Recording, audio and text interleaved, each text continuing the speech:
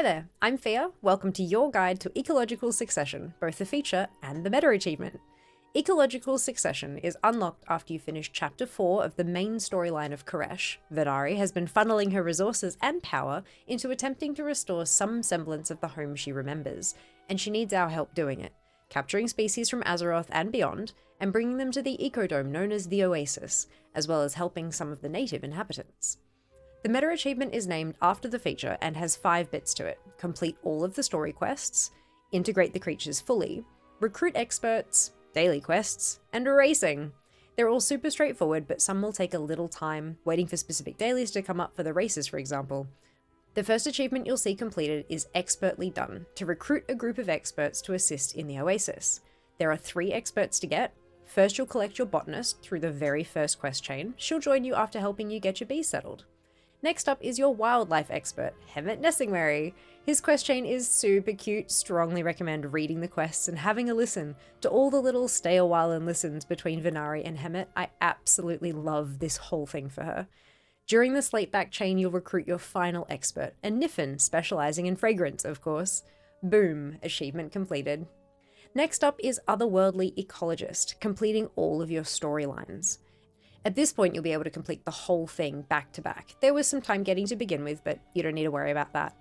Head to the Oasis and look for the yellow shield quest giver icons and follow them through. Make sure you've completed the short quest chain to unlock phase diving before you get to these. You'll bring bees from Stormsong Valley in Curious, along with the botanist to help the plant life grow and flourish. Then head to Azurespan on the Dragon Isles to retrieve Hemet Nessingwary, because his focus has shifted from hunting to conservation. Definitely not because Venari is a fan. Helping the Slatebacks is next. They're already established in the Oasis, but they need help to thrive. Enter your fragrance expert to help with pheromones. Moving through to your lapbugs, they're another native species, and their quests are a bit of a jumble. Help with food and movement, but also use as a marketing opportunity. At the same time, the Thorntail foxes are having some trouble relearning how to hunt a new type of prey, so we help them. Too much, then knock them back down a little. Heading out to Maldraxxus next, we break the rules about things leaving the Shadowlands again, and bring some Necrorays back to the Oasis, saving them from it being experimented on with plague. Poor Marilith. The Karoks didn't survive the destruction of Koresh, but with all the tech we've been working on, we can bring them back. And despite Hemet's protests, we bring snakes to the dome from Nagrand in Outland, integrate them into the dome, and there are babies. That's a lot of questing, just over 100 of them to get everything sorted, but that'll grant you your Otherworldly Ecologist achievement and another piece of the meta. The next bit you'll unlock will be Brokers Don't Care How You Win. Through the campaign quests, you'll unlock both the Slatebacks and the Necrorays as species in your dome, and along the way, you'll race them. Completing those quests will unlock the dailies, which in reality are twice-a-week repeatable quests, for the species which cycle between a handful, and one of the dailies possible for these is the race. When that daily pops, be sure to choose the challenging race version and beat the creature. Doing this for both the species will pop your achievement. Super simple, but waiting and hoping for the RNG to like you is a pain in the butt. Speaking of dailies, the next piece of the puzzle you'll unlock is Ecological Variety. This one asks you to complete a daily quest for each of the species in the Oasis. Gentle reminder here in case you skipped the last section, these aren't actually daily quests. You'll have access to a new set twice a week on the same reset as the world quests in Koresh. They're still called dailies in the achievements, and saying dailies is easier than twice weekly repeatable quests, so I'll keep using the term, just be aware. To get the dailies unlocked, you'll need to do the campaign bit for that species, so work through those quests first, then grab the blue quest markers when you see them pop up. They'll cycle through a handful of different quests that behave just like different steps in their campaign, so none of them are particularly tricky. And the achievement only asks for one of each of the 7 species, so there's no waiting around hoping for the quest you need to pop, thank RNGesus. The last achievement for your meta will be Ecological Stability, asking you to fully integrate every species into your dome's ecosystem.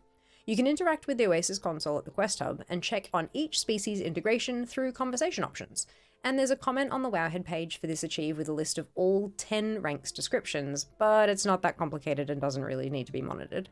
In practice, this is just completing dailies, or twice weekly repeatable quests. If you're an altaholic like me, doing the daily quests on different alts in the same half-week period will still add another rank to the integration. So when you've got a daily for a species that still needs help, cycle through your tunes and knock it out for faster completion. Once all your species are integrated, big congrats on not just ecological stability, but your ecological succession meta achievement. You're not done yet though. One of the big draws of the feature for collectors, aside from those achievements, is the Wriggling Cache. You can get it weekly, alts can grab one too, and it's got a ton of bits you want. As a pinnacle cache, it'll give you one of your 4 restored coffer keys for bountiful delves each week, plus a guaranteed 900 resonance crystals and 450 cash, a great source for both for how little time the cache takes to earn. It also drops gold, usually 1600, but occasionally 3200, and rarely 16,000. I'll repeat that in case you think you misheard me. This cache has a very small chance to contain 16,000 gold. Yep, I know. On top of that, it will grant a piece of gear, great for gearing up alts, but also gear is transmog.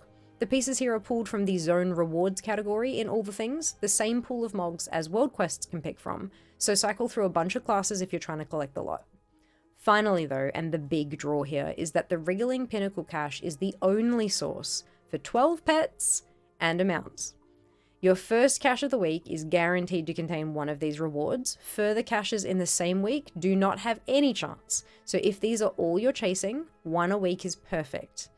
Unfortunately, you can get double ups of the pets. There's no protection to only get new things until your collection is complete, but the pets are cageable and can be bought and sold on the auction house, and likely for a pretty penny given each account can only get one a week. Wanna see them? The Cerulean Lapbug is a critter type. The Copper Lapbug is also a critter. The Dread Horrorling is a magic pet. The Impartial Watcher is also magic. The Vitriolic Inch Shifter is a beast type. The Shimmering Inch Shifter is also a beast. The Scrappy Thorntail is another critter. The Viridian Thorntail is a critter too. The Graceful Cosmic Ray Pup is flying type. The Inquisitive Cosmic Ray Pup is also flying. The Cyan Siphon Mite is another beast type. The Xanthus Siphon Mite is also beast. And finally, the Curious Slateback is our potential mount reward. The chances of getting the mount are a little lower than getting one of the pets, but it still seems to be reasonably common given how large the loot table is. I adore the flavor text. This Curious Slateback somehow managed to get itself stuck in a box. How it fit inside is still up in the air. All of the flavor text for all of these pets are super freaking cute, and I especially love the Cosmic Ray Pups. Oh my god, they are so adorable. That's everything you need to know about Ecological Succession, the achievements, and the collectibles covered. Tell me which of the battle pets are your favorite in the comments below, and don't forget to like, subscribe, and turn on notifications while you're down there. You can find me live on Twitch 4 nights a week, and I'll see you in my next guide. Thanks for watching!